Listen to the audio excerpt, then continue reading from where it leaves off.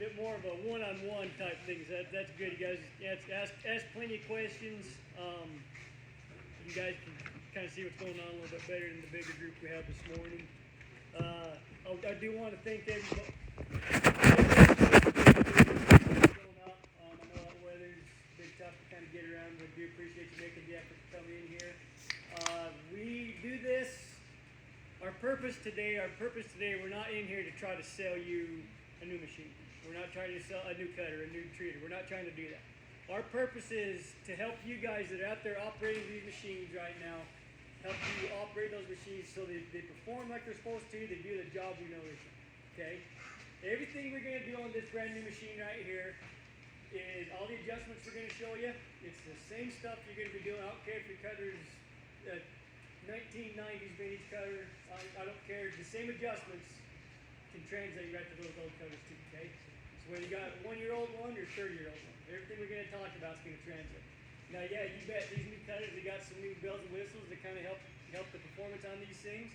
But the theory and then how that seed is cut, that has not changed. That has not changed a tons for a long time on these seed cuts. Okay. I do want to take the time. To make some introductions here. So we'll start with JB. A lot of you guys probably know JB. JB's our head service tech. If you got a mechanical question, he's the man. Most of you probably talked to him on the phone at some point or the other. A lot of this stuff, he's been doing this a long time. He knows what he's talking about all this stuff. Some of what we're going to do today, he's going to take some time. He's going to go through this machine and talk about some of the maintenance things you guys should be doing before your season starts. Some things you might come across as you're cutting on the maintenance side. Just try to help you guys keep going all year. Let's see. Going to introduce Chris Hunziker from Acuitas Ag. We are working with them. We invited him here today. We're working with them to try to help with some, I'm going to call it automation type stuff on these seed cutters. And some automatic sampling and things like that. That's coming down the road. But I wanted him here to kind of talk to you guys and ask you guys ask him any questions. He does his company. They're working on some field tracking and things like that too. He's got pretty good source of information for that if you guys want to talk to him.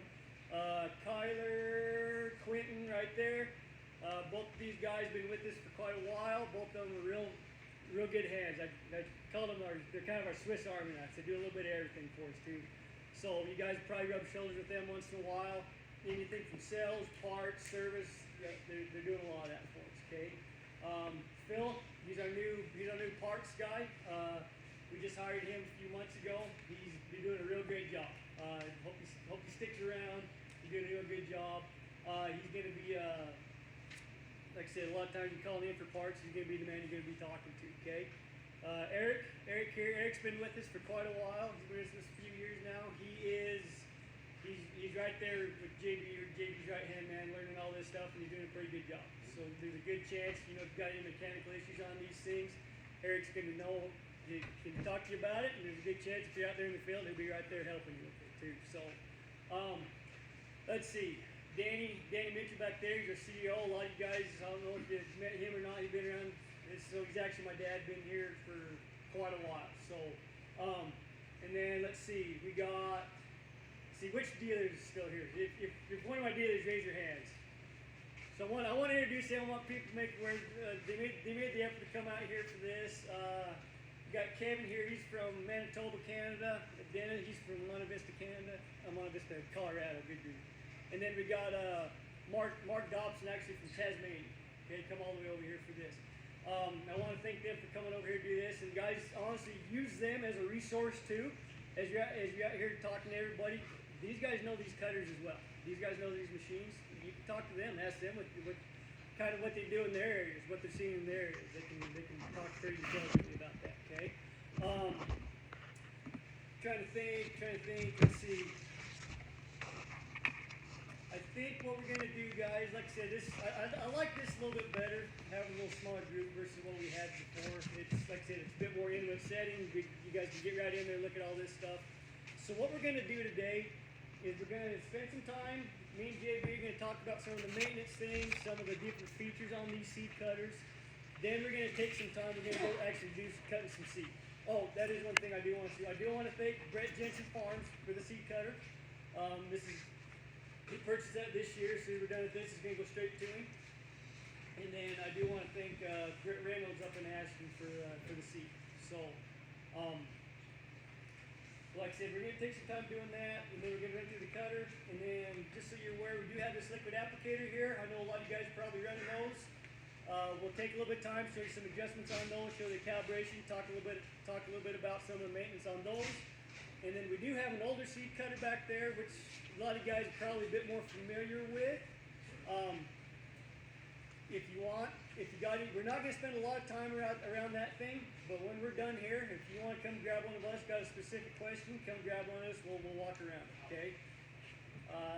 There are a couple things, maybe if the time allows afterwards, JB can walk over there and show you a couple specific maintenance things on those older style cutters that might be of use to you if you have something like that. So, I guess to start out with, we'll let JB kind of go through this a little bit, and we'll go from there. First off, does anybody have any questions right out the gate? Nobody?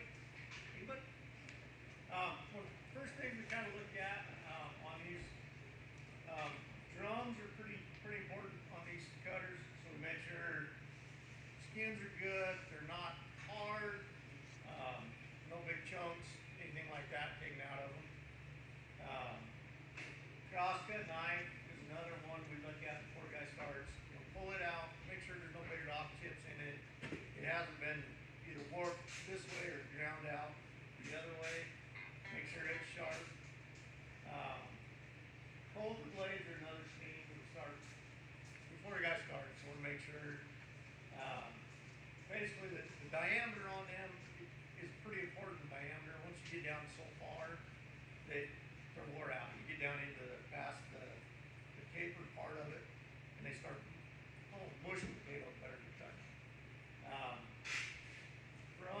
On those, from the inside hub, the outer edge, brand new, they're 5 inches. Okay, so anytime you get about 4 3/4, 4 5/8 from that hub to the outside of the blade, they're wore out. Basically, you can't lower them down anymore. They're not cutting right anymore. They need replaced. Stainless blades that I know a lot of you guys are running. They'll get rock chipped, they'll get curled. Try and straighten them out as best you can before you start. So when you sharpen them, you're not sharpening out that big chunk. The other thing with your blade is make sure that your outer blade, make sure all your blades are the same diameter so that they're even across. The outside blade doesn't get any work, and a lot of times guys will ignore it. And you can actually, that would be a lot bigger than the inner ones, so guys will lower that and come down and cut spuds all the way, and then you're cutting progressive rollers. Fairly expensive mistake. They're $1,000, $1,500 a roller. Generally, you cut all of them out if you cut one of them. And each table is going to have anywhere from 36 to 40-year-olds on it, guys. You do the math. That's a pretty expensive mistake. Okay. As far as the progressive rollers themselves go, there's a couple things to look for there. Your reversing sprockets, that stationary chain rides on. I know a lot of you thought this too, that chain will actually flip off. Your table's crooked, whatever reason it comes off. If it chews those sprockets up bad enough, basically you got to replace the sprockets. There's a point where you can still band-aid it and make it work. You sit there and fight them long enough or run it long enough that they're off. Sprockets are shot, you got to change. The other thing with the progressive rollers is underneath, right where they join right where they go underneath the blades, there's pads on this square tube that goes across progressive rollers rides on. If they get worn out, basically they'll start missing cuts. They won't cut, but won't cut all the way through. They'll get grooved out. The pads will get grooved out, so the rollers will get down just enough where you won't cut all the way through. You'll be missing it by just a little. Pretty easy to check, a little harder to fix. Basically, you have to start pulling rollers out before you can get in there to fix it. But that's fairly important instead of just dropping everything down to make sure that those are right as well.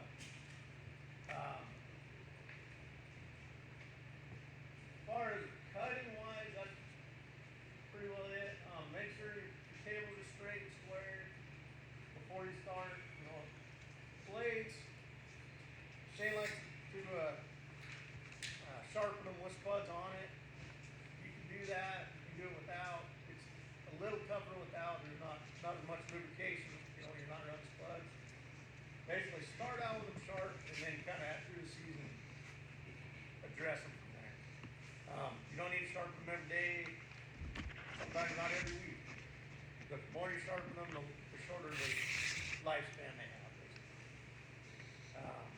If they're still cutting good, great. If they start, not cutting good, that's when you start looking at sharpening. And I know none of you would do it, but for God's sakes, don't cut any rocks. As far as like the stars we look at, make sure all the fingers are good, they're not broke, cracked. You start getting a bigger spud down where you don't want it, chances are you've got 1, 2, 3 stars that are actually broke. It's really easy to see when they're broke off. It's harder to see when they're cracked, and they'll actually just start folding over and making a big hole and dropping big spuds down. But chances are, if you're getting big spuds where you don't want them, you've got broke fingers or cracked fingers.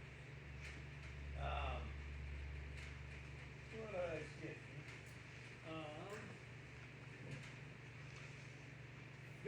Phil, would you go grab maybe a sharpener bracket in one of those pads? Sharpener bits before you start for the season, either What are those replace AR them. pads, Phil? Is that? What are those AR pads? There should be an air pad on the ladder there. Whether you replace them or whether there's enough left, they're a 3-sided bit. You can flip them most of the time. Do that before you start, so everything's fresh, basically. And these are the pads that we were talking about underneath the progressive rollers. So the progressive roller rides on it right before they go on into the blades. And basically what it'll do is it'll start grooving out, and everything will drop down. You guys can kind of pass it around or do whatever you want. I'll show you a little bit closer on the machine when we're done here of where they go and what they are. If you've got an older style, when I say like that older style, when I say older style, like that cutter back there, 72. Those were real famous for, not famous, but it was more of a problem on them not getting cut all the way through.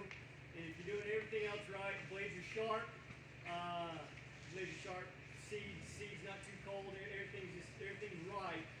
More likely than not, those pads are wore out. And what it is, just like JB's explaining, here comes those rollers, and just sitting there running on it all day, it just creates channels in there, and it's just dropped that much. It sometimes doesn't take very much, and it just will not cut through. Now, if you do think you got that issue, come talk to us. We'll tell you how to replace those. It's not that terrible. You don't even have to take the old ones out. Just weld those ones to the side of them. Like I said, we can kind of talk to you if you are having that issue. And then do we have that AR? Do we have that bit? Oh, bit.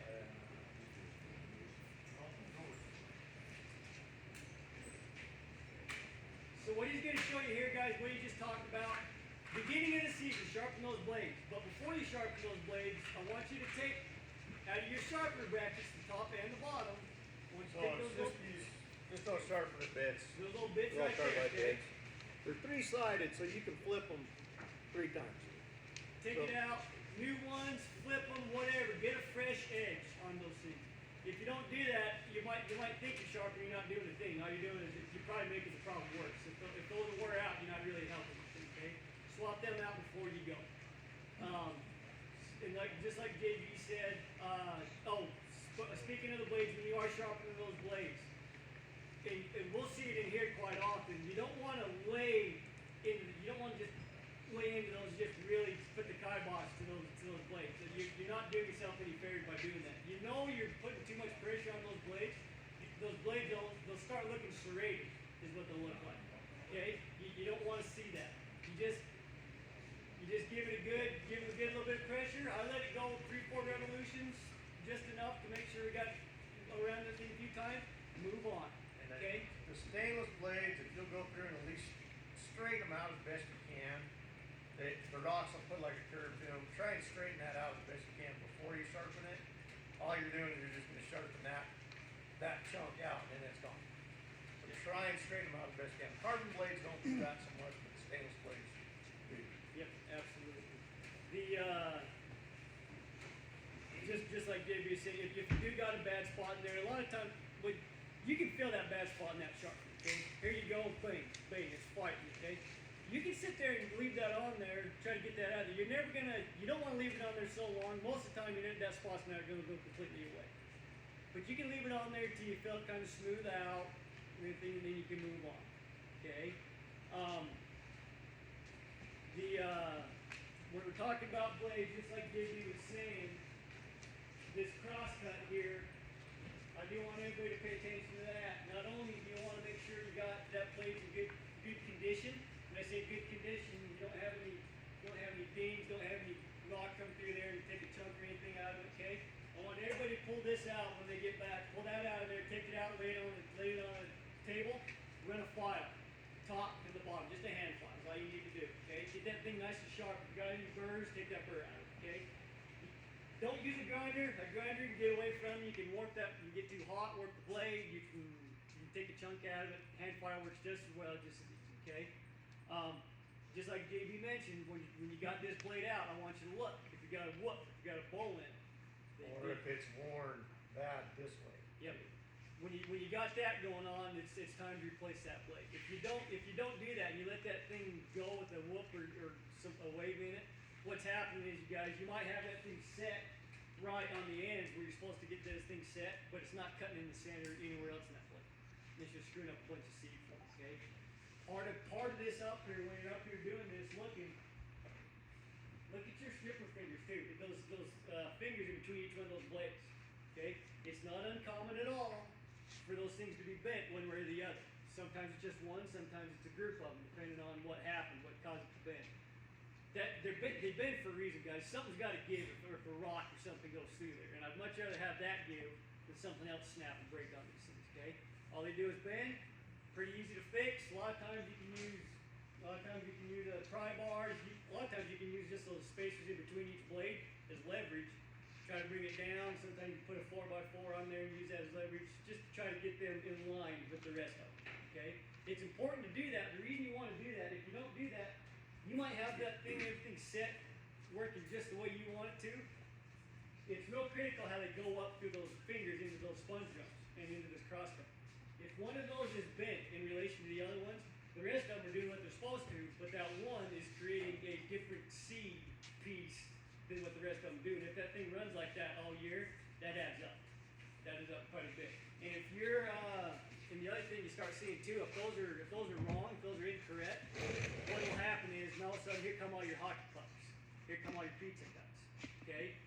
So, like I said, that's one thing you want to talk about. And we're not going to take the time today to go through this thing and set the drums. But that sheet that everybody's got a copy of, that has that step by step. If you want to pull one of us aside and say, show me how to do this, we'll do it. Like I said, just come grab one of us. We'll show you in that machine, show you in this machine, whatever. We'll do it on either one. JB talked to him, show me. I want everybody to come over here, show them the bolt, and if that thing gets out of time. That's good to show people. So what he's going to show you here, so we talked about making sure your table's in time, okay? This is not an uncommon thing on these seed cutters. In fact, the newer ones, if you guys got newer ones, this is something that they all have. But they all have alarms on these things where it's actually detecting if this table's in time or not, and if it's out of time, it likes to start screaming at you, so shut the machine down, okay? And the reason it does that, it creates a little bit of a headache to fix it, but it prevents a big headache when you really got something going on, okay? But JB's going to show you what we're talking about and how to fix that. So does everyone understand what we mean by in time? By the progressive rollers being in time. So if the progressive rollers aren't straight in the machine, so it skipped a tooth, so these are time sprockets. So basically it skipped a tooth and you're running crooked, the progressive rollers are running crooked through that machine.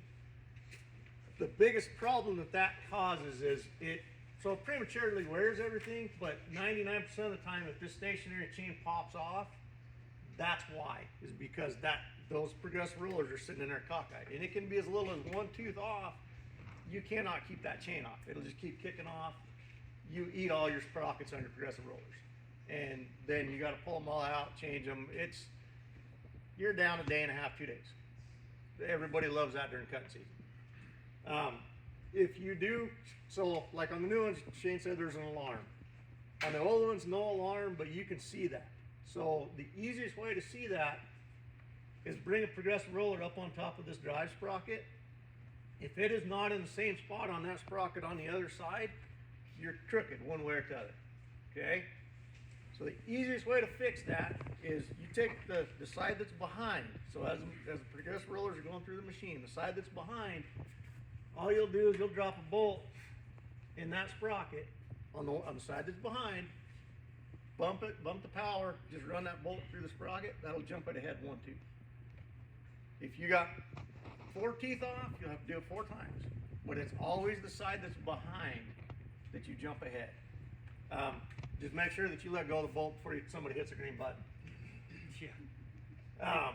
One thing about that, JB, we haven't seen it very often, but we have seen it. If you sit there and you jump and the stupid thing you cannot get it in line, can't get it to go. Check that keyway. That keyway has happened before. We'll come out of that sprocket, and it's just sitting there lagging behind. No matter what you do, it's not going to catch up. And I've also had them guys jump the wrong way to where they were a whole roller off. So just pay attention to which way you're jumping it. Yep. But that'll save your reversing sprockets on your progressive rollers. That is probably 90%, 99% of why that side chain comes, or the reversing chain comes off, is you're crooked in that table. Like I said, that you're down a day and a half, 2 days if we have to redo that during the season. You just can't do it any faster. Everything's got to come out. Okay. But with that bolt, you don't have to take anything apart. You don't have to loosen anything. Just put a bolt in there, jumps it ahead 1 tooth, you're good to go, and keep running. Check it periodically through the season before the guy starts up in the morning or whatever. Just do a double check on that. Make sure everything's straight. Go ahead. Talk about your while we're here. Talk about your shaft and your blades in case you got. Oh, get a whoop in your blade. So on your coulter bank, every now and then either a bolt will come loose, so you'll run a rock through it, and everything will get really cockeyed, where when it's going, it's not running straight. You got a big lope in it. Generally, guys will call in a panic that I bent it. Almost never. It's almost never bent. The only thing that's holding all those blades together is pressure from the outside bolts. So if you get something in there that wedges it, everything just kind of picks up and then it's crooked until you reset everything. Basically, it's these bolts. There's one here and there's one on the other side. But pressure holds all that together. Generally, you can loosen it up, straighten everything up, and get it to where you're back down to level. If you can't keep letting it go like that, you'll either cut your progressive rollers, or every time that high spot comes up, all the spuds here don't get cut all the way through. It's never going to be 100% perfect, but at least get it to where everything's fairly close to being level across. And that kind of comes into make sure that all your blades are level across to begin with, so you don't have great big fat ones on the outside and narrow ones on the inside. We have seen it, guys. We have seen it. It doesn't happen very often. When JB talked about making sure the outside blades are sharpened too. On the older cutters, it is kind of hard to get to them. Please make sure you're getting it anyway, because you don't want to lower that down and start cutting into your table. Now, we have seen, if you do got to replace a blade, we have seen guys that'll just swap one blade out. Don't do that, because what's happened is those other ones, the diameter's smaller than that new blade. And so you lower that down in order to make sure it's getting cut. Well, guess what? That one you just swapped out, no matter where it is in the bank, now that's cutting that table. We've actually seen somebody cut the center right out of these things before. Just because it was they got everything else right, but that one was just big enough diameter, lowered it down, didn't notice it right in the middle of the table, cut it out. Okay, and like JB said, you're talking, depending on the size of the seed cutter, $1,500, $1,200 for a roller by the time you buy 36 of them from us. You do the math. So.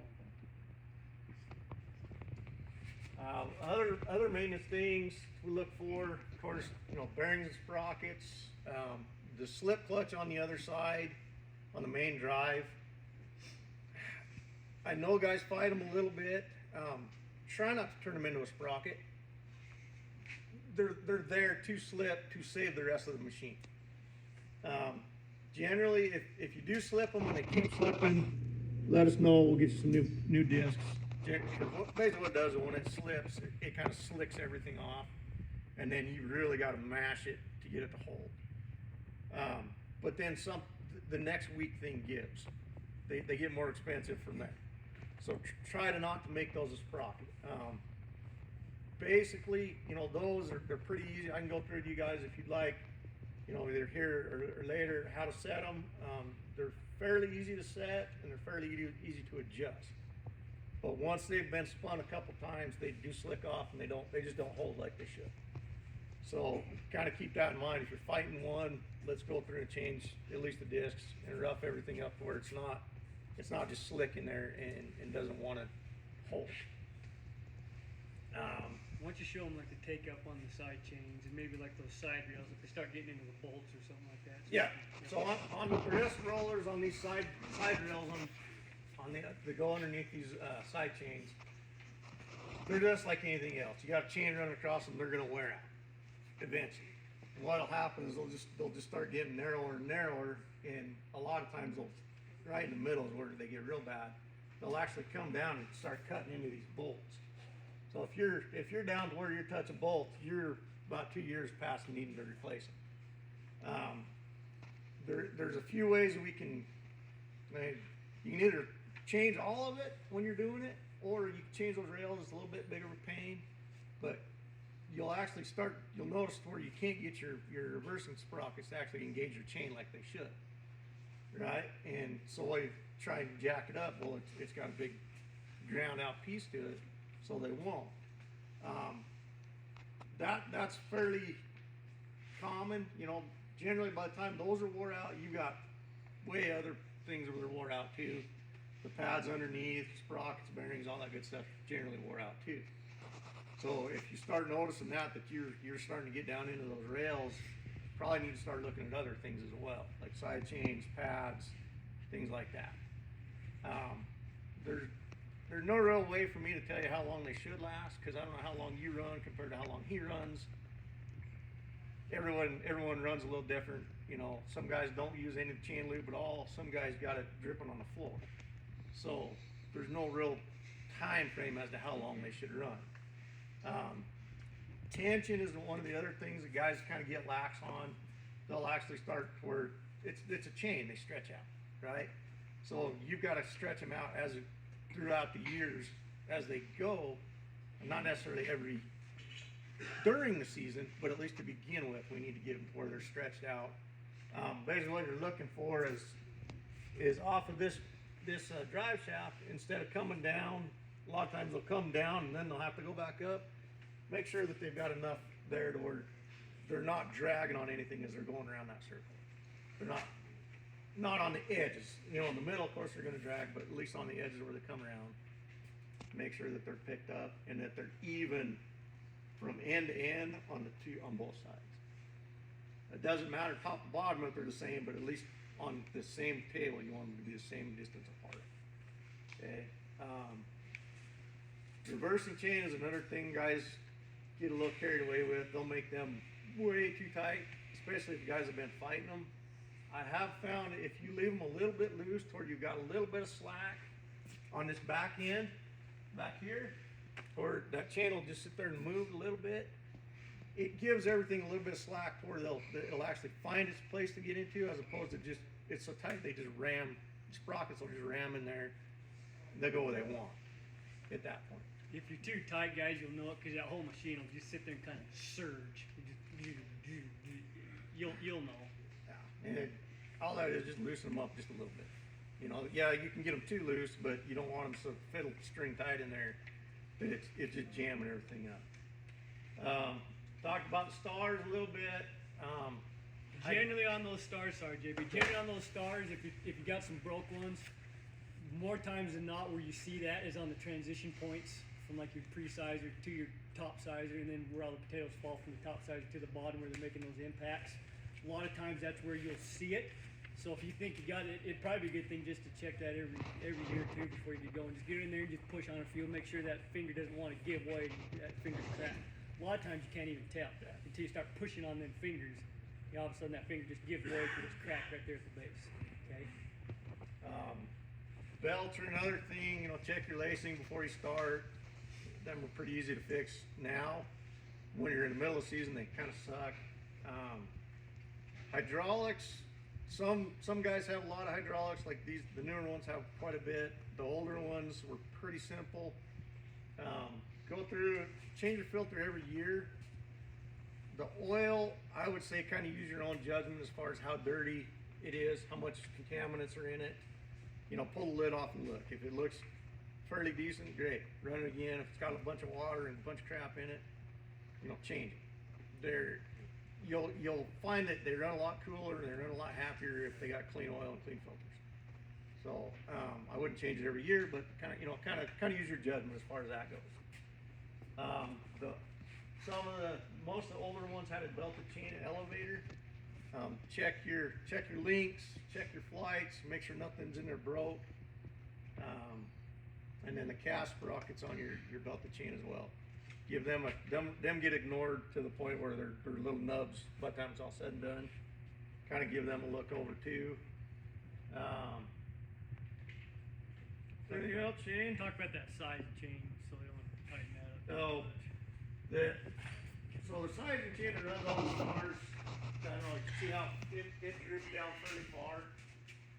It's actually meant to do that, because as you open those stars up, it actually tightens the chain. So if you got it in the middle and you make that chain tight, if you try to open it up again, you start bending the end pieces. That gets a lot harder to deal with. So basically, if you open it up all the way and then tighten your chain, then you're fine. It just gets looser from there. So don't tighten it up in the middle or towards the closed end of it. And they will look fairly loose, but that's how they're meant to run. There's chain keepers that hold the chain down on every sprocket. Those are fairly critical to which direction they're turned. Basically, they're kind of, the bolt is offset on it. So what you want is for the chain to actually be trying to drag those things tighter. Okay, if you run them the other way, when you get a little pressure on it, it'll actually pick that roller up and then you're skipping over the top of that sprocket. Then if you're unsure, guys, take a picture of that and go back and check what you got there, just so it's... Yeah, the way these are is the way they're set right. I think everything else is pretty well bearing sprocket, self-explanatory stuff. Coulter adjust. So the newer ones, we started them going to a chain adjust. I know a lot of you guys have the hydraulic adjust. They tend to not stay true. So if you've got that problem, come grab me when we're done, and I'll go through. I got one sitting on the bench, and I've got one on that machine over there. I can kind of show you how to adjust them out. That's fairly important to make sure that your coulters are running straight in the machine, so that they're not cockeyed as well. You'll start running stupid cuts, things will be goofy, and then you can't control what goes through that crosscut knife. You'll get some over here that are right, and these ones over here are doing whatever they want to do. So that's a fairly important thing too, is to make sure that those are straight. Like I said, when we're done here, anybody wants, we got one sitting over there, I can kind of go through with you. Newer ones, they're a little bit different. They got a few more bells and whistles, but a lot of it's the same. So a lot of the older ones are the same too. So anything else you think, Shane? No, one other thing, I guess I didn't mention this at last session, but it's a good thing. We see this real common. So this cutter doesn't have, we can show you on the other one there, but this, okay, so this you can kind of see kind of a version of it. This rubber pad, rubber piece right here. On the old cutters, this is brand new this year, where you don't really have to do anything, think about it. When the drum pan comes up, do what you need to do, go down, you don't have to think about it. On the old ones, there's a rubber piece right here that's riveted to the side right here, and we can show it out, there's a notch right in the middle. So it's a square piece, it's got a notch kind of cut in the middle. What you want to do is you want to make sure that the top is resting on the outside of the drum pan, and the bottom is resting on the inside. Because what that does, it kind of funnels those potatoes into where they're supposed to go. This is probably one of the most common things we see on these seed cutters. You sit there and there'll be a pile of potatoes, a pile of spuds on the ground. More likely than not, that all that is just kind of flopping right there, and it's not funneling into that drum pan. If anybody's not sure what I'm talking about, like I said, when we're done here, we'll walk right over there and we can show you that, what it's supposed to look like over there. Odds are that one's probably not set right. It's either. probably not it, because like I said, what happens, you flip that up, and I get it, these things are heavy, try to get it down, and try to sit there and do it by yourself, it sucks. And so I mean, that's why we're doing it on these new ones. You don't have to worry about it. But yeah, on those old ones, we see that pretty common. What else, JB? Okay, I guess before we anything else, do you guys have any questions up to this point? Anything you've seen that we haven't covered? One thing, especially on the older cutters, the foam padding inside that one drop pan there off the top sizer and inside here. Sometimes those older ones, there was no rubber or anything on top of them to cover. It was just the foam padding. That would get broke off, fall apart, disintegrate, go away. I realize we're cutting these potatoes, we're kind of working them over, but you still want to protect them from bruise as much as you possibly can. Okay, so if you got an old pan there in here and in there, and you got foam that's kind of corroded away, and you're just making contact right on the middle, probably time to replace that foam. We got a bunch of sheets of it right there. Okay, put it in there, get that replaced. That way, at least you're still trying to protect that seed as much as possible. Everywhere we got drops, we're still trying to baffle. We're trying to protect. We don't want it bruised up. When that thing's cut, we don't want it to spend all its time and energy trying to heal itself. We want that thing to cut and go. Okay, that's one of the reasons for keeping them blades sharp too, guys. If your blades aren't sharp, or if they've been sharpened down to the point where you're into the thick part of the blade and you're just trying to punch through that seed, if you're not getting that clean slice, they're going to spend more time trying to heal versus trying to take off and grow. Okay, that's why it's so critical to make sure those blades are sharp. Let's see, anything else on these that sometimes you run across? Rocks, don't cut rocks. If you do cut rocks, so most of you know the coulter kill switch. For God's sakes, find the rock before you just hit the green button. A rock can do a tremendous amount of damage going through the rest of the machine. That's what that's for, is to protect the rest of the machine. Make sure you find a rock. Do a double check when you do run a rock through it. Check your blades, make sure you didn't mangle them, and then your stripper fingers as well. Make sure that they're still back in line. And find a rock. Just please find a rock. On this coulter kill, talk about that coulter kill, you guys. See how this one's nice and tensioned up? And also it's tight right here. Yep. It's fairly tight here. So that's what actually trips it, is this picking that up and then your chain being tight. If everything's in there loose, you can get a pretty good sized rock through there before it trips it. And by that point, the damage has been done already. So I want everybody to go back to make sure they're tight there. And if you got to tighten this up, that's why this is adjustable. That's pretty common too, wouldn't you say, JB, seeing having this just kind of Or just plumb off. drooping right there. You want to make sure that thing's nice and tight. I don't want to say a hair trigger because you don't want every time it does anything to go off. But make sure it's nice and tight. So if that thing does go, it's going to go and stop before something goes through them blades. Okay. We will set. There is one set up over there as a sponge drum. JB talked about it on those sponge rollers. I want everybody to go over there and try to poke and prod away those things. Not only is it critical that what it is there's some foam inside there, and then we got a rubber sleeve that we put across the top of that. Okay. It's not only is it critical, like JB said, where that rubber sleeve is stuck to the foam. There's no wrinkles, there's no chunks missing or anything like that. But it's also critical that sponge drum is soft. Okay, you want it soft because what it does is as it's grabbing that seed potato, it's going to mold around that potato and bring it up and do it. It's going to kind of entrap it. If it's hard, that potato's going to sit there and tumble inside there and do whatever it wants until it finally goes and there's no control over it. Okay, Or just get mushed. So go over there, and I want you guys to kind of poke and prod that. And if you've got some older drums out there, and it's hard as the back of your head, I want you to swap it out because it's not doing you any good. It's not. And I think JB mentioned it too. But if you do got to swap a drum out, I don't care which one's gone bad on you. Put the new one, the best one, on the bottom. That one's doing most of the work. That one's doing most of the pull. You want that one there. You want that one, the best one down there. Okay. And like I said, we're not going to take the time to go through and show you guys how to do that, but if you want to go through and go walk through the steps as far as getting the blades, the drums, and everything set up, that's what you got in your hands right there. If you want to take the time, pull one over to the side, we'll kind of walk you through it. Okay? But that's something we absolutely recommend doing beginning of each season.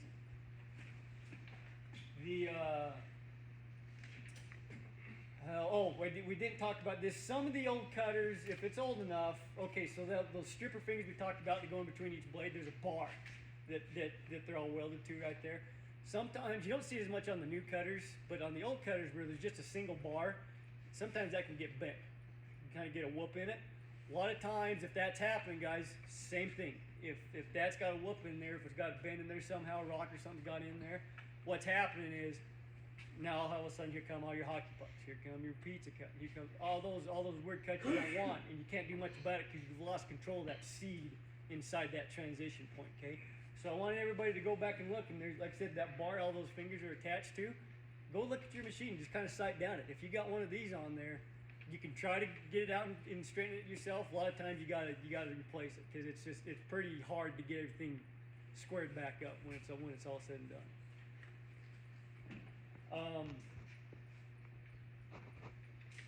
Trying to think. Anything we haven't covered that you guys have come across, and how come you haven't talked about that, idiot?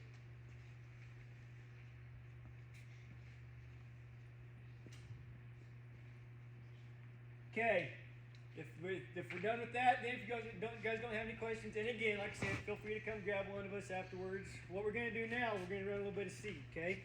So what I want to show you guys is on these seed cutters, I want to show you the range between the stages. I did, and this is a brand new cutter. We've spent a lot of time in our development of these things here, really making sure that really improving the adjustments, more accuracy in the adjustments, ease of adjustments. All the brand new seed cutters, everything that's going to be adjusted is either electrical or hydraulic. Okay? Our theory is the easier it is to adjust it, the more often you can adjust it, the better that seed can be. Okay? I'm not sitting here saying if you guys are running old machines, I'm not saying they're bad. They work. I'm not saying they don't. I'm just saying this is what we've focused our efforts on to try to make these things better for you guys. One thing we have done, one thing that really kind of drove it home to me, I did a cutting school in Wisconsin 3 weeks ago, and we had a new machine like this, and we had it was a 90s vintage seed cutter sitting in there as well. Okay? Again, like I said, a lot of these adjustments, you can see those adjustments. Whatever I show you on this, they're going to translate to the old ones, and they're going to work. But what really proved to me was on this new one, we had 2 sample nets set out just like we do here. But what would happen is I'd make adjustments on this one, and I'd try to replicate those adjustments on that old one. And the seed potatoes, would they react on the old one? Yes, they would. But they would not react near to the degree these new ones are. These new ones.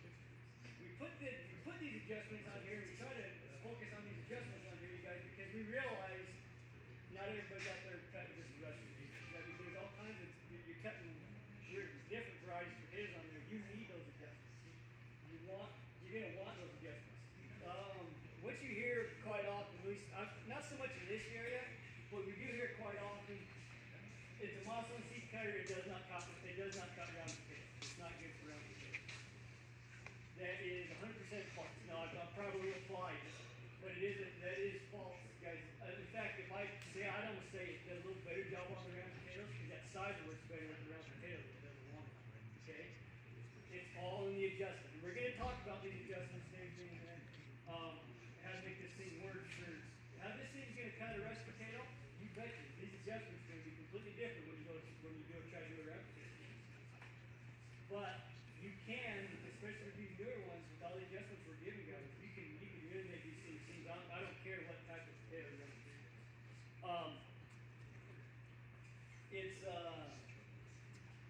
What I'm gonna do, you guys, what I want to do is we're gonna put some potatoes through here, and we went and I took my kids with me last weekend and went and grabbed all these potatoes. They're all random. We didn't sit there and cherry pick. They're all random. It's gonna be very similar to what you guys come across. And you guys know this. Seed can be anywhere from here to football. Okay. What makes a milestone is a milestone will cut a potato to a size. That's what you're trying to do with the milestone. And what we do is we put a more narrow spacing on top and a wider spacing on bottom. So that way it cuts the larger potatoes a little smaller, cuts the smaller potatoes a little bigger. Everything we try to do, the way we do that and you try to get with that sizer, by the time you get that to the end there, what the theory is, everything should be a similar size, similar profile, so it's going to act the same in the field. If you can maintain a consistent size and a consistent profile with this seat, you know how it's going to act in the field. They're all going to act similar. The planter's going to work better. That's why it's so critical. You got all these adjustments and you make these adjustments. Okay. So what we're going to do first, we're run this thing and we're going to make big seed potatoes first. Okay. So I'm going to show you how to do that. We're going to make this thing just as big as this machine's going to allow. Okay. We're going to lay it out. We'll show it. We'll talk about it. Then we're going to go right back. We're going to do everything. We're going to close it up. We're going to make it just as small as this machine's going to allow. Okay. We'll do that. We'll take a look at the difference, and then after that, with the potatoes we have left, we'll try to bring it in, try to get it into a more common size profile that guys are most happy with. Now, I do want to bring this up. We are more than happy, and please call us when you guys go to start up. We will come out and help you get that seed cutter going. We'll help you adjust to get it going. Okay. It's not up to us to tell you what a good seed piece is. We're not the ones out there trying to make a living on that seed out there in that field. You guys, it's your seed, it's your farm. Our job is to come out there and, you know what, Shane, JB, I want a 2.5 average. I like this type of seed. Great, we'll show you how to adjust that machine. We're going to try to get it. It's not up to us to come in there and say you need to have a 30-ounce average seed piece. That's not our job. Now, that being said, we've done this long enough, and we've seen enough, yeah, we probably got a pretty good idea what's a good seed and what's not. But again, that's not our call. So just and one thing about this too, guys, if we can't get out there, you're in a hurry, whatever, take a picture, lay a sample out, and we'll show you how to do this. Lay a sample out, take a picture, send it to us, hey, this is what I got, this is what I want, what do you think? We do that every year. We get pictures all the time on our cell phone. What do you guys think? What should I do? We can help walk you through it. Like I said, that's. I'd much rather do that than have you guys have a bad taste in your mouth over the performance of the machine, because we know what these things are capable of. We know these adjustments, what they can do for these machines. We know we can. 9 times out of 10, these machines are going to produce what you want as long as you get these adjustments right. Now I say that, you guys, it's still critical. If you're feeding this thing footballs, no matter what you're going to do, it's going to be a bigger seed profile. If you're feeding it little pebbles, it's going to be a small profile. I mean, it's a mechanical machine. It can only do so much. So, like I said, that's part of the process too, is making sure you're getting good seed coming into these things as well. Okay? What else do you do before we get cutting? Okay, so like I said, guys, we're going to turn it on. I'm going to show you the adjustments you make to make big seed. I'm going to show them the cross-cut knife. Oh, yes, let's show them the cross-cut knife first. Okay, so we already centered this thing up on the first class this morning, but we're going to walk up here. We're still going to show you guys what it's doing. So what we're going to do right here, guys, if you buy a brand new machine from us, or if you guys just went through it in the shop, got all your drums and all your blades, everything set right like the sheet says, the last thing you have to do is when you get ready to get going, what we recommend, don't just start. Grab somebody like JB is there, grab a handful of potatoes, and then what he's going to do, he's going to set those things not very far off the edge in that row, about 4 or 5 inches off the edge or so. So what he's going to do, you have somebody else there up there, and you're just going to catch, as that seed piece goes through, you're going to catch the top, you're going to catch the bottom, he's going to show you, you're going to look, and make sure that thing's cutting in the center. Okay? Go right to the other side, do the exact same thing. As long as you do that, the mill's going to follow, you're good to go. Every time you place a drum, every time you need to go through and do this to make sure that thing's cutting in the center.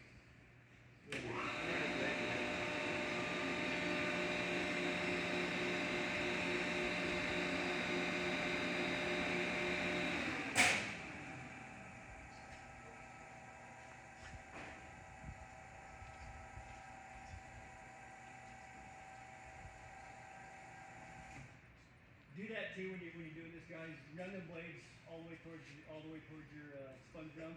That way it gives it more of a chance to grab it, hold up through and cut. Okay. All right, here we go.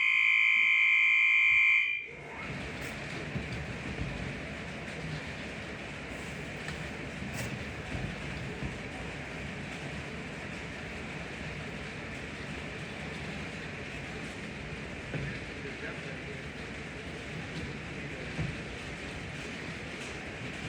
want to bring you get a test right now. I want to talk about that, guys. It was off. These things, and when we go start machine up, we do this. We'll center that blade up and let it run a little bit. And what'll happen is as it run through there, it'll actually kind of loosen up that foam a little bit. I'm gonna call it. It's good to go right back to the beginning. Okay. After you're, so if you're sitting there doing this, do it. Go back and check it 30 minutes later. So just make sure it's back there because it can change.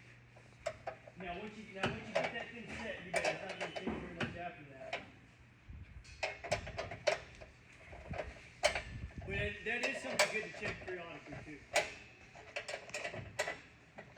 One thing I do want to bring up, guys, you can sit here and watch the machine run. If you sit here and watch it, you come across that thing, you'll sit there, pretty clean all the way across there, but you got one spot on that roller or that crosscut knife, just real wet, and you got a lot of mush and stuff right there. More likely than not, you got a bad blade somewhere. Either that crosscut knife has got a dinger in it, one of the round ones has got a bad spot in it. Stop, see what's going on, get that fixed, get going again. Okay, because you're sitting there just mashing a bunch of potatoes right there you don't need to do. Ready? Yep.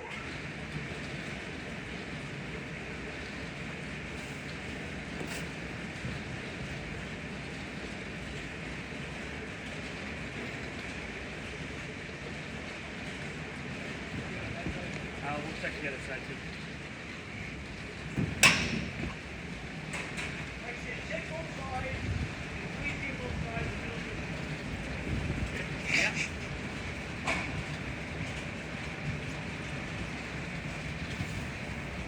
wish there was a better way to do it.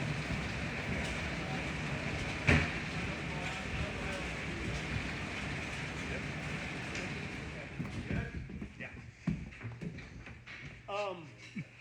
I do want to bring up one thing, and you look, we're not going to go through this whole thing, but there is one portion in your settings for getting the drugs on the knife set where it talks about the high spots in those drugs and getting those in time. If you don't take the time to find those high spots, you don't take the time to get those in time, you're never going to be able to get that thing cutting in the center every time. Because what happens is you want to make sure those high spots are coming around and engaging that potato at the same time every time. If you're not, it's going to throw it off. Okay, that high spot is a remnant of the manufacturing process. We have that foam inside there, and that foam will come when we glue a seam. And that seam is just a little bit harder, and usually ends up being a little bit different than the rest of it. That's your high spot inside there. Okay. You know what? One thing I do want to bring up on these seed cutters.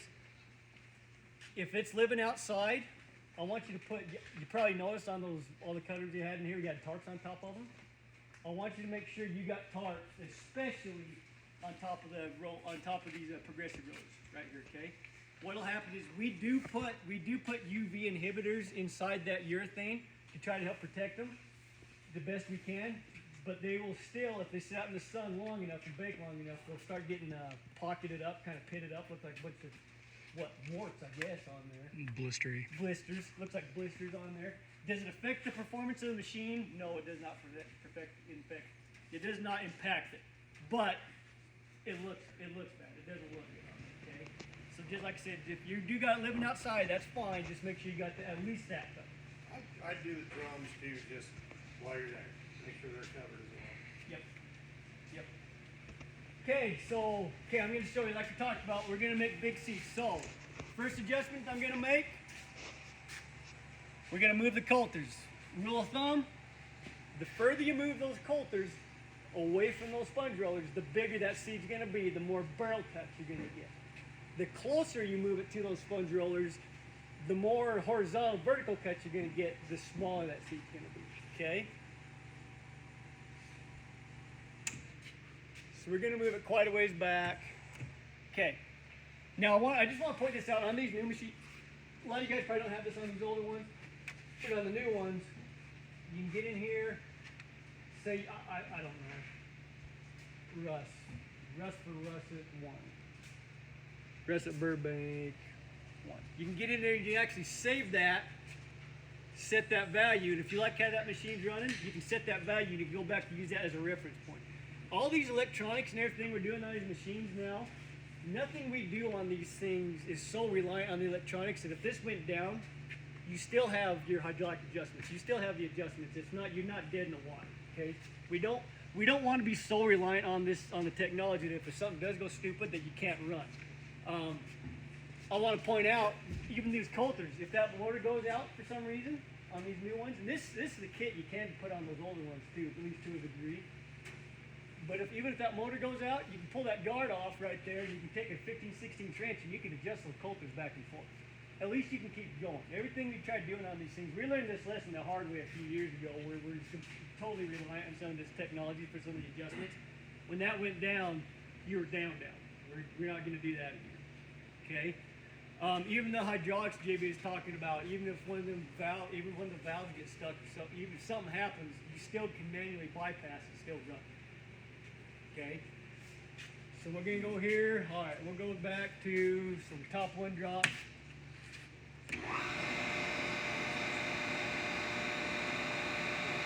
On these newer machines, if you do have these screens, you probably noticed when you first start out, it always takes a minute to get there. It's thinking, it takes a minute to think, but once it's there, you can move throughout the whole screen. Oh, I was already halfway open. Okay, so right now we're opening that thing all the way up, okay? Bottom. Same thing. Okay, so what I just did, you guys, move the coulters that way, open everything up.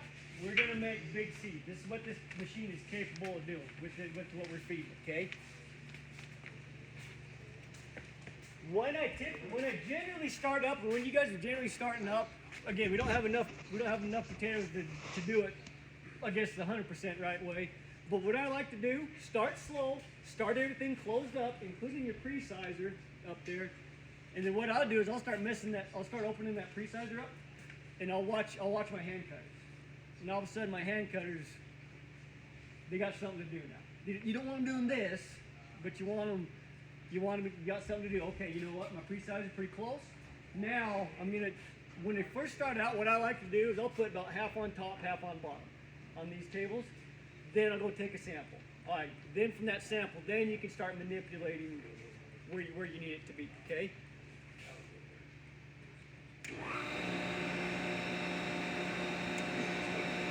Ready? I guess I got spotted there, huh? Yeah.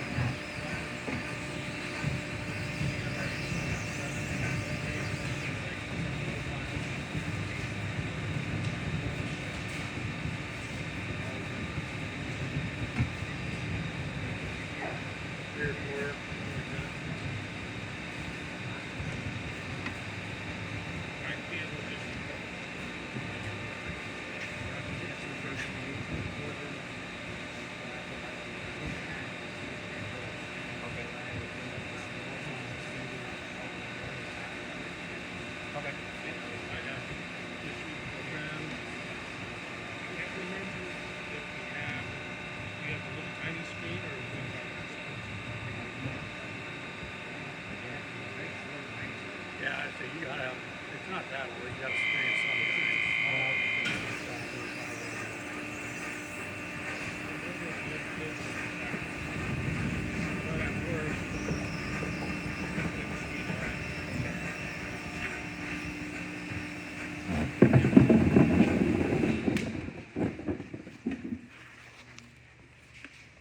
Alright guys, we're gonna lay this sample out. A lot of times we get asked, When should I take my sample? Should I do it before my hand cutter? Should I do it after my hand cutter? My answer is both.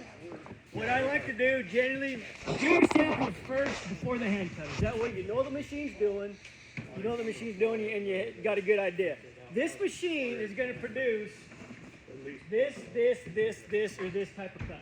Okay, it's not going to do anything else. It can't do anything else. Okay, if all of a sudden you're getting a bunch of 4-inch long barrel cuts, or 5-inch long end cuts like that, it's coming from your hand cutters. It's something coming from your hand cutters. Okay, so that's something. So it's good to take a sample at least occasionally with the hand cutters there. So if you got some kind of goofball thing going on, at least you can catch it. Okay.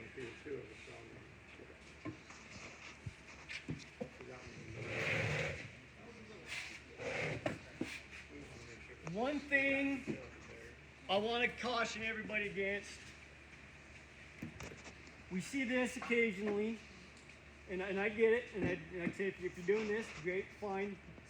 But what's happening is, what you see occasionally is guys, they're shooting for a 2.5 ounce average, okay? That's what you're shooting for. They don't even know where their mat is. They're not even using the mat. What they do is they grab 50 or 100 seed pieces, throw it in the bucket, weigh it, can it out. Okay, I know I'm getting a 2.5 or a 3 ounce average, whatever. Great, I'm happy. Well, that might be fine, but you could have half the pieces up here that are way too small, and half the pieces down there that are way too big. Guess what? You average them all out. You get the average you want, but that seed is not. It could be doing a lot better for you. So if you're doing that, that's fine. That's great. Do it, but at least use this mat to help you identify what the machine is doing.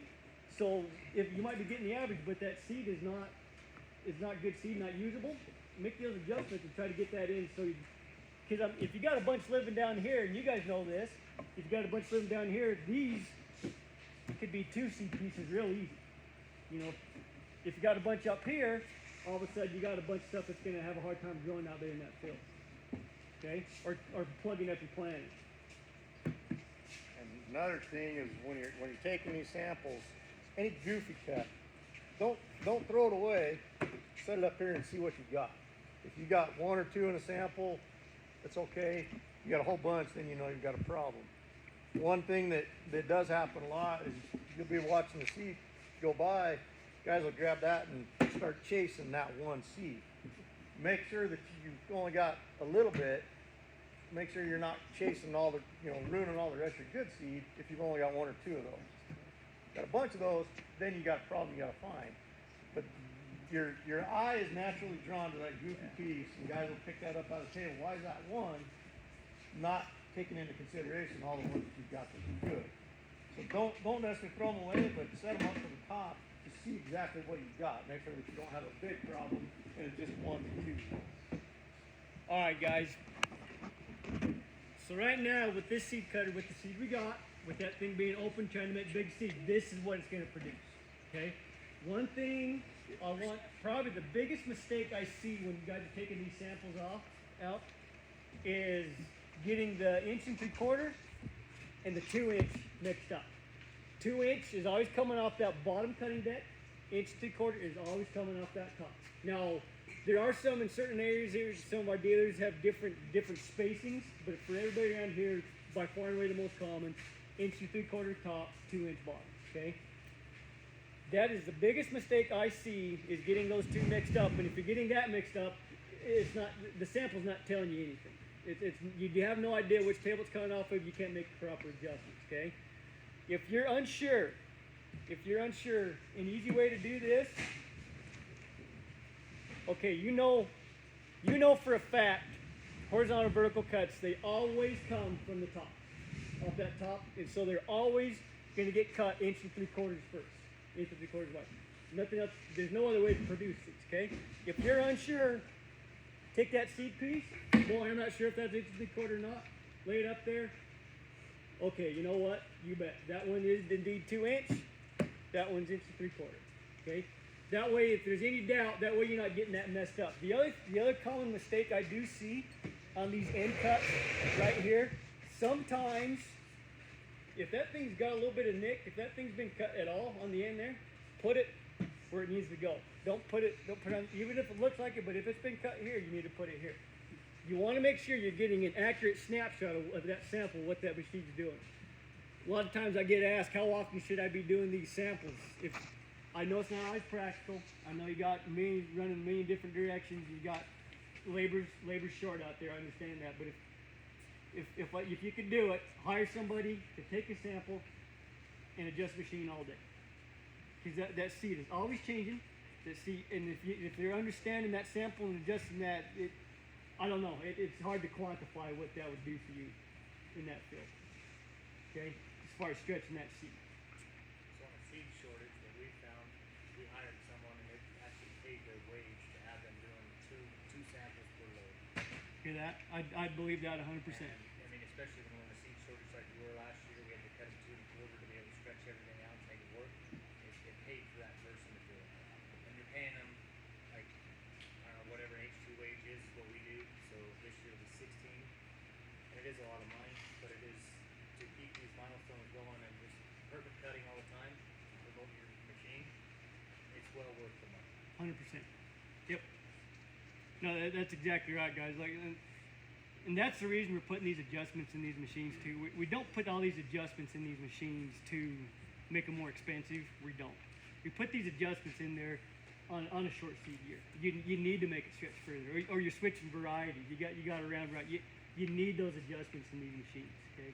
The easier it is adjustment, the more accurate that adjustment is, the more you can adjust it, the better that seed's going to be. And if you got somebody that understands that sample and understands what, if you can get your person trained to understand where those cuts are coming from. Look at these 1-drops that fell all the way through the machine. Somehow they ended up over here. Horizontal verticals, they only come from the top through the blades. 1 3/4, they only come through the top. 2 inch bottom deck every time. 1 cut right here. A lot of times you can deduce on these things, that's pretty big split behind that. More likely than not, that came off the top. Okay. A lot of times you can deduce on these things kind of where those things are coming from. If you can understand where that seed piece is coming from, it all starts to make sense. It all starts, okay, you know what? I can start making manipulations here. Okay, enough of me talking. We're gonna adjust this machine now. We're gonna make the thing just as small as it's gonna allow us to with the adjustments with this seed going in there. We're gonna lay them out side by side. I want you guys to see the difference. Okay? All right, we'll run this table off first.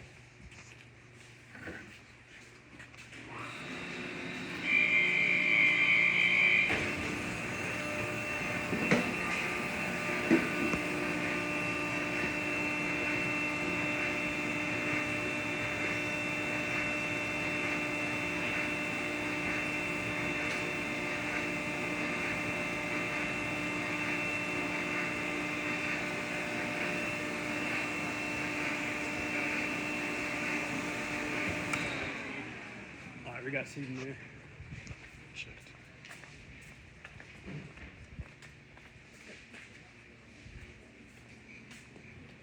All right, guys, adjustments I'm gonna make. We're gonna make it small.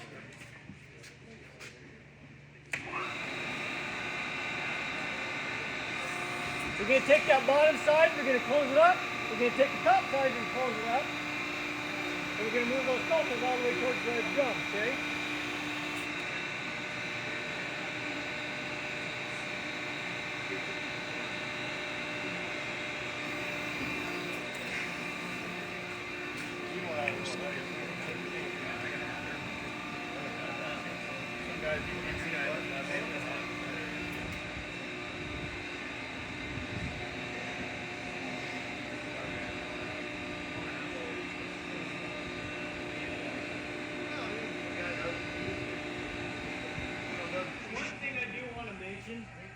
On the newer cutters, we have an extra pre-sizer roller up there above that top sizer.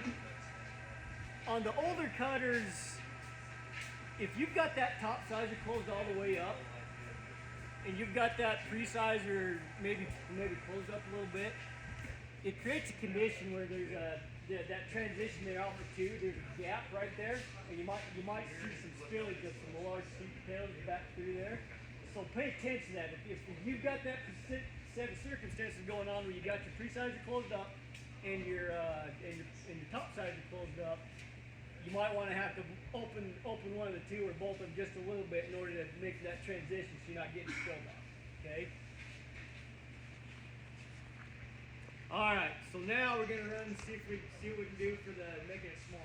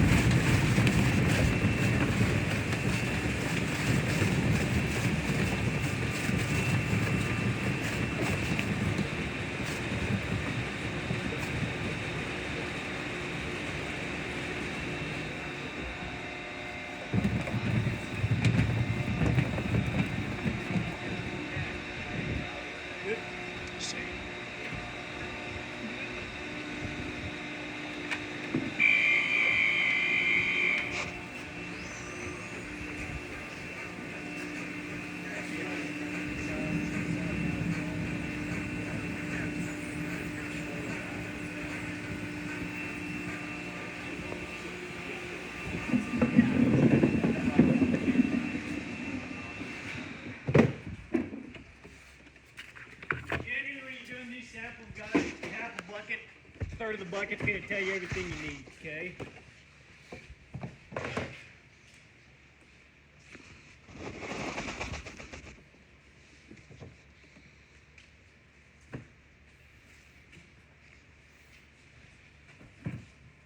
I want to point this out.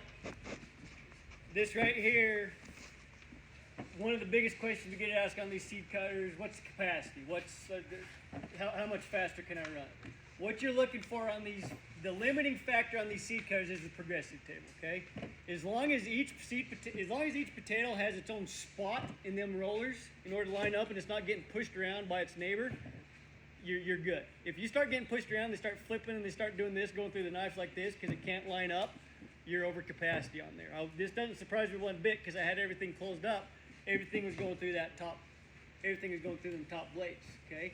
I didn't go crawl up there and look, but more likely than not, they was overcrowding each other, and you got this going on. The other thing I do want to point out too, the newer cutters,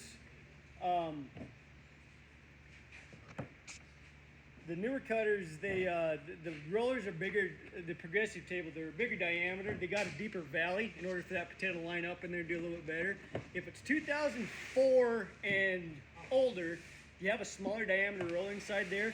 You see we call them surfers. So instead of lining up in the valleys like they're supposed to, they go like this, the end of the blades, okay? I want you to look, if you've got that going on your seed cutter, I want you to go look at what we did on that top roller, that last roller before the progressive table. if you notice, we got sizing rollers, and then it's a row of more narrow stars there, dirt stars we call them, okay? What happens is, here comes that potato snaking through that sizer, and instead of just laying on the table and continuing like that, it hits that row of dirt rollers, and it flips it, and makes it do something. So it helps them kind of agitate and lay in there. That's a real simple upgrade, real simple fix. If you've got that going on in your old cutters, do yourself a favor and put them dirt stars in there. It'll make a big difference, okay?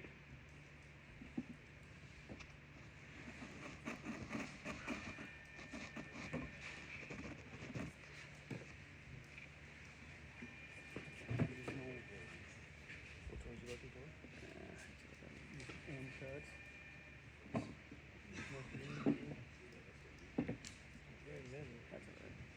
All right, good enough.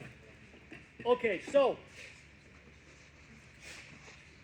with this seed cutter, with what we have available to us, this is the range this thing's capable of producing, okay?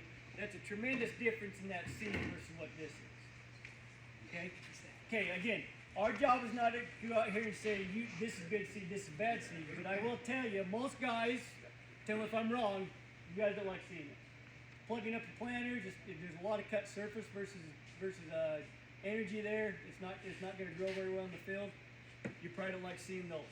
A lot of times, probably these ones right here and these little ones up here are probably the two most common complaints we get on these machines.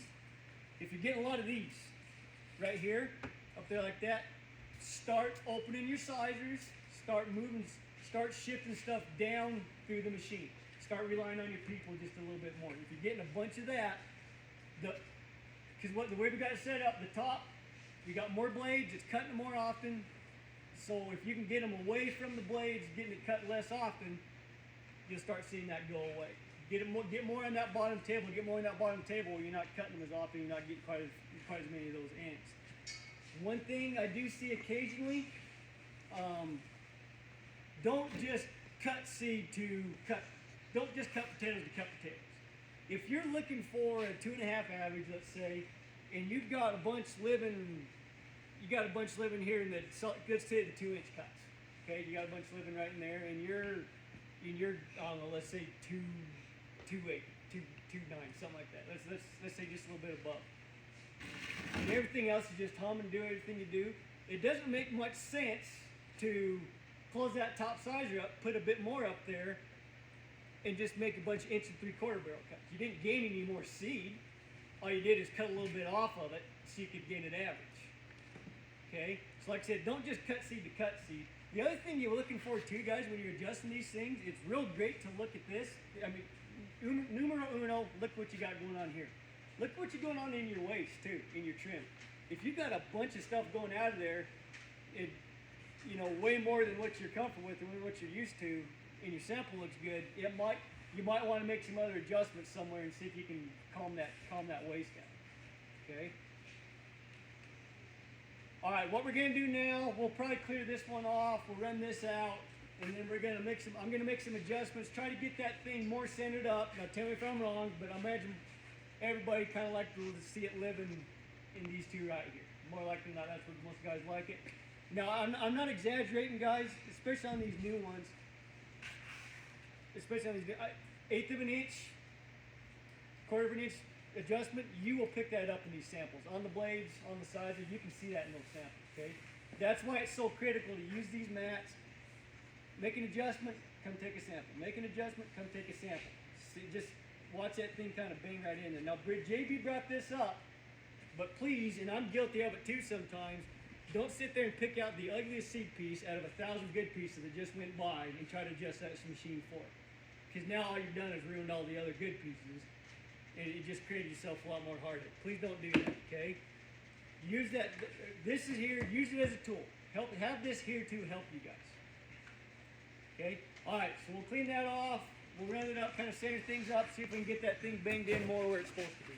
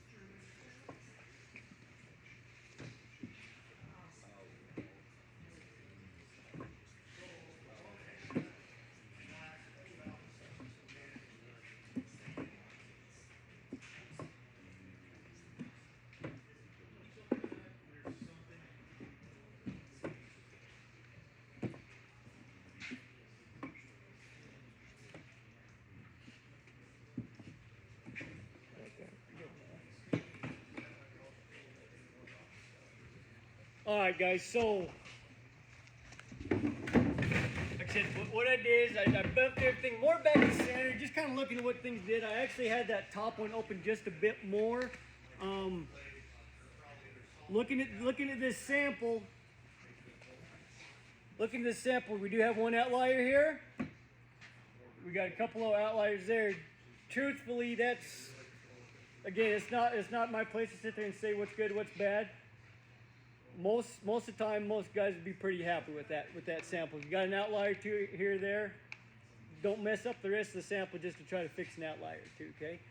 If you had a bunch of these, what I would do, looks like that's a big seed piece that more like move them coulters towards the drums a little bit. Start bumping the 1/8, quarter inch at a time, start taking the samples, see if you can start getting them picked up, okay? If you had a bunch of these, start opening that top size a little bit, open that bottom size a little bit. Just try to get that stuff shifted down throughout that machine.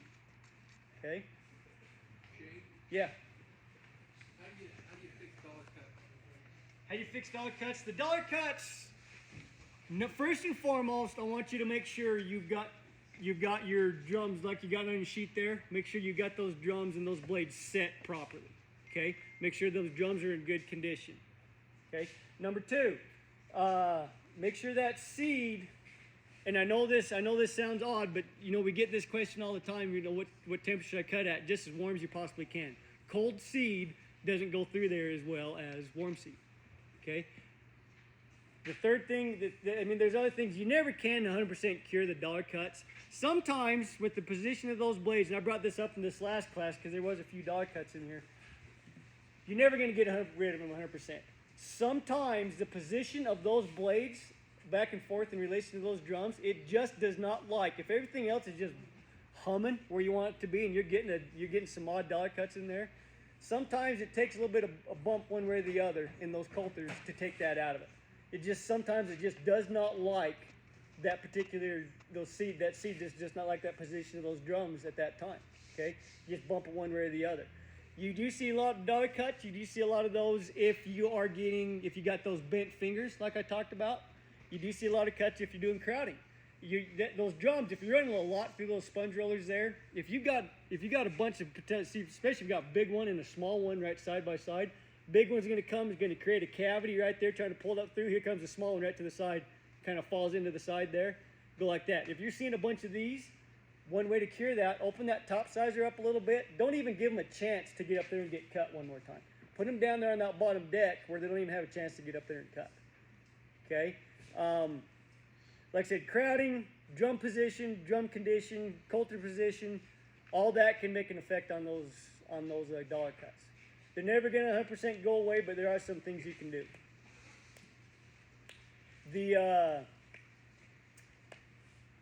Talking about the rounds, like I said, more times than not, rounds versus longs, even with different varieties of longs, whatever. Sometimes you're not quite there with the adjustments that we talked about today, the coulters, the sizers. Sometimes you're still not happy with it.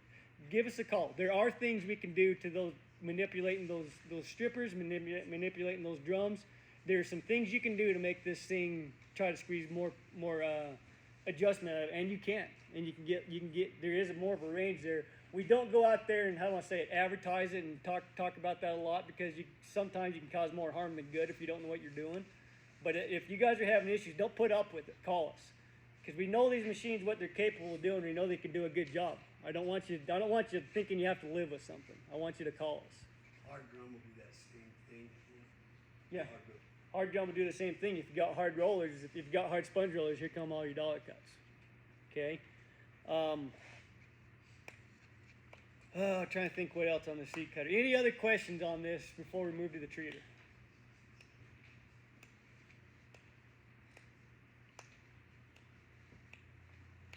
One thing I did touch on a little bit with your hand cutters. We talked about this in this last session too, but I don't envy them one bit. I'd hate to sit there and have to sit and do that all day. I'd hate it. But what you see is, here all of a sudden the boss isn't around. You know, and all of a sudden here comes the boss. I don't think I'm saying anything that people don't know. That's part of the process here, training your people. This is good, don't cut this. This is good, don't cut this. I've seen guys will put like little scales right next to their people on the top of the hair. You know, this is what's good, this is what's not good, you know. That's part of the process. That's why I say take a sample occasionally with the people in it. Because if you get a lot of, especially in these, a lot of real long ones here, real long barrel cuts, more likely than not that came from your people. And it's time to retrain. Okay. Okay, don't have any more questions on that. We'll take a little bit of time. I'll run you through a calibration on the treater, talk about that a little bit, and then, like I said, come grab one of us if you got any additional questions. If you want to look at that, some of the maintenance things, JB would be happy to walk you through some of the stuff there. We'll talk. I can show you those flaps for the drum pan if you guys wasn't sure what I was talking about.